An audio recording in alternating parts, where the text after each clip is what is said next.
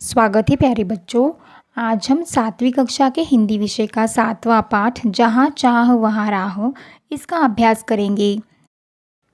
इस पाठ के लेखिका का नाम है अनुराधा मोहिनी। इनका जन्म 21 सितंबर 1961 नागपुर महाराष्ट्र में हुआ। अनुवाद के क्षेत्र में अनुराधा मोहिनी जी ने अमूल्य योगदान दिया है तथा इन्होंने विविध पारिभाषिक कोशों की निर्मिति में सहभाग वैचारिक एवं ललित पुस्तकों का संपादन किया है। इस पाठ में बताया गया है कि यदि मनुष्य के मन में किसी काम को करने की इच्छा हो तो वह बड़े से बड़ा काम भी सफलतापूर्वक कर लेता है। येसंबा गांव के बीचों बीच एक नाला बहता था। बरसात के दिनों में बच्चे नाला पार करके पाठशाला नहीं जा पाते थे। बच्चों ने आपस में सलाह की और नाले पर पुल बनाने का निश्चय किया। गांव के सब लोगों से चंदा इकट्ठा किया, सामग्री खरीदी, बुजुर्गों के अनुभव से लाभ उठाया। गांव के सभी लोगों ने विद्यार्थियों का साथ दिया और 15 दिनों के सामूहिक श्रमदान से पुल बनकर तैयार हो गया। तो चलो बच्चों, पाठ की शुरुआत करते हैं। येसंबा गांव की पाठशाला की घंटी बजी। धुआंधार बरसात हो रही थी। तो बच्चों, यहाँ पर धुआंधार शब्द का अर्थ है बड़े जोर से।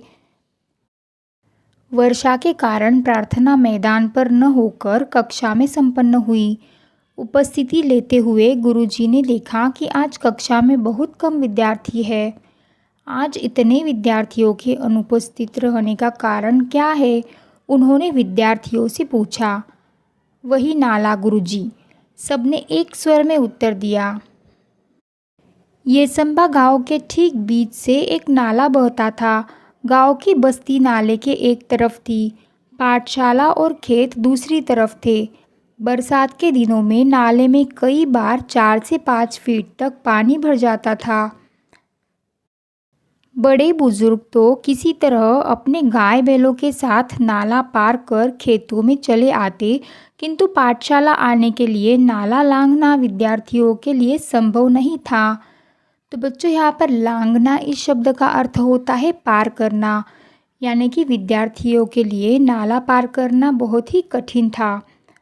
जब जब जोरों की बारिश होती, उस दिन कक्षा में विद्यार्थियों की उपस्थिति पर असर पड़ता।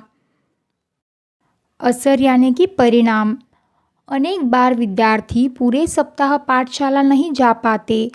इसके चलते गांव में बरसात, नाले में भरा पानी, पाठशाला से छुट्टी, येसंबा की यही कहानी, यह गीत गांव में प्रचलित हो गया था। तो बच्चों, प्रचलित इस शब्द का मतलब होता है जिसका चलन हो। पाठशाला में अनुपस्थिति का विद्यार्थियों की पढ़ाई पर बहुत बुरा प्रभाव पड़ता। अच्छी श्रेणी लाने वाले विद्यार्थी भी वार्षिक परीक्षा में पीछे रह जाते। सब परेशान थे, पर क्या करते? मार्ग असंभव था। असंभव में मूल शब्द संभव होता है। यही संभावना एक दिन एक का एक काम कर गई। तो बच्चों, यहाँ पर संभावना शब्द का अर्थ है कल्पना। हुआ यह कि उस दिन भारी वर्षा के कारण येसंबा के अधिकांश विद्यार्थी पाठशाला नहीं जा पाए थे। सो दोपहर बाद बरसात थोड़ी रुकने पर चौपाल में बरगद के पेड़ के नीचे चबूतरे पर बैठे हुए आपस में बातचीत कर रहे थे। तभी तुषार ने कहा, अरे, इस बरगद के पेड़ में भूत है, यहाँ क्यों बैठे हो? भूत ऊत सब कोरी कल्पना और बकवास है। तो बच्चों, बकवास इस शब्द का अर्थ होता है व्यर्थ की बातें।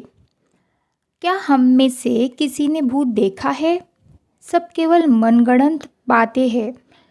मनगढ़ंत यानी कि मन से गढ़ा हुआ। जूही ने कहकर बातचीत आगे बढ़ाई। आज एक और अनुपस्थिति लग गई मेरी। अब तक 14 अनुपस्थितियां हो चुकी इस बरसात में। उज्ज्वला ने परेशानी भरे स्वर में कहा। मेरी तो कुल उपस्थिति ही शायद 14 होगी, शुभम ने कहा। तो सब हंस पड़े। लेकिन क्या हम हर बरसात में ऐसे ही चर्चा करते रहेंगे और अपनी पढ़ाई का नुकसान होने देंगे? क्या हम ऐसे ही हाथ पर हाथ धरे बैठे रहेंगे? आशीष ने गंभीर स्वर में पूछा। हम कर भी क्या सकते हैं, हम तो बच्चे हैं, तुषार ने कहा। सच कहा तुषार तूने, हम बच्चे कर भी क्या सकते हैं, हम बच्चे कर भी क्या सकते हैं। इस वाक्य को गीत की तरह गाकर एक साथ तालियां बजाकर वहाँ बैठे बच्चे ज़ोर ज़ोर से हंसने लगे। हंसो मत, कोई कुछ कर सकता है तो वह हम ही है। आत्मविश्वास भरा यह स्वर दामिनी का था। तो बच्चों, यहाँ पर आत्मविश्वास इस शब्द का अर्थ है खुद पर विश्वास। हर समस्या का निदान संभव है। प्रकृति ने विचार करने के लिए हमें बुद्धि दी है। मुझे विश्वास है कि हम सब मिलकर विचार करेंगे तो कोई न कोई रास्ता अवश्य मिलेगा। कोशिश करने वालों की कभी हार नहीं होती। तो बच्चों, दामिनी सबसे कहती है कि हमें आत्मविश्वास यानी कि स्वयं पर विश्वास रखना चाहिए और हमें इस समस्या का निदान यानी कि समाधान अवश्य मिलेगा। वह कहती है कि कोशिश करने वालों की कभी भी हार नहीं होती है। दामिनी की बातों ने बातचीत का माहौल बदल दिया। तो बच्चों, माहौल यानी कि वातावरण। हर कोई गंभीर होकर समस्या के हल के बारे में सोचने लगा। हल मिल गया। हल यानी कि निराकरण। हम बरसात में भी पाठशाला जा सकते हैं। आशीष की आंखों में चमक और स्वर में उत्साह था। कैसे? सबने एक साथ पूछा। हम नाले पर पुल बनाएंगे। पुल? मित्रों के स्वर में आश्चर्य को भांपकर आशीष ने आत्मविश्वास पूर्वक उत्तर देते हुए कहा, हाँ, पुल। तो बच्चों, यहाँ पर भापना इस शब्द का अर्थ होता है अंदाज लगाना। विज्ञान की पुस्तक में हम सब ने पुल की जानकारी पढ़ी है। जब कभी शहर गए हैं, बड़े बड़े पुल देखे भी हैं। अंतर्जाल से हम जानकारी भी प्राप्त कर सकते हैं। गांव का नाला बहुत ज़्यादा चौड़ा नहीं है। हमें लगभग 10 फीट का पुल बनाना होगा। पुल बनाने का विचार जंगल की आग की तरह येसंबा गांव में फैल गया। हर व्यक्ति इस विचार और विद्यार्थियों के हौसले की प्रशंसा कर रहा था। तो बच्चों, यहाँ पर हौसला यानी कि हिम्मत। सभी गांव वाले बच्चों का हौसला यानी कि हिम्मत देखकर बच्चों की प्रशंसा यानी कि तारीफ करने लगे। विद्यार्थियों ने छोटे छोटे समूह बनाकर इस प्रकल्प की बारीकियों पर काम करना शुरू कर दिया। सामग्री की सूची बनाई।